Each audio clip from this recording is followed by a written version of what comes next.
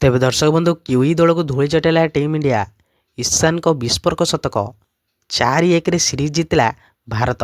तेबे greenfield stadium रे भारतीय बैटर को रुद्र रूप एवं घातक बोलिंग रे न्यूयांत होगला न्यूजीलैंड। पंचम तथा अंतिम टी20 मैच रे भारत 46 रन रे एक बड़ विजय हासिल करने सह सीरीज को 4-1 रे निज नाँ रे करिछि। तेबे छोटा पटाका ईशान किशन को आकाश छुआ शतक आगे फिका पड़गले न्यूजीलैंड बॉलर। तेबे टॉस जीति प्रथम बैटिंग करथिया भारतीय दल आरंभर ही आक्रमणात्मक बैटिंग करथिले। विशेषकर ईशान किशन को बैट्रु बाउंड्री वर्षा देखा मिलता। ईशान को विस्फोरक शतक बल भारत निर्धारित 20 ओवर रे 6टी विकेट हराई 271 रन एक विशाल स्कोर छिड़ा करथिला। न्यूजीलैंड पई एही लक्ष्य एक प्रकार असंभव मने हेउथिला। तेबे 272 रन पहाड़ सदृश लक्ष्य को पिछा करी न्यूजीलैंड भल आरंभ करथिले मध्य भारतीय बॉलर को नियमित विकेट शिकार आगे हार मानिथिला। तेबे फिन आलेन मात्र 38 बॉल 80 रन एक लढ़ुआ इनिंग्स खेली भारतीय कैंप रे छनका पसाई देथिले। तेबे रचिन रविंद्र और आलेन द्वितीय विकेट पाई 100 रन पार्टनरशिप करथिले मध्य किंतु मध्यक्रमर विफलता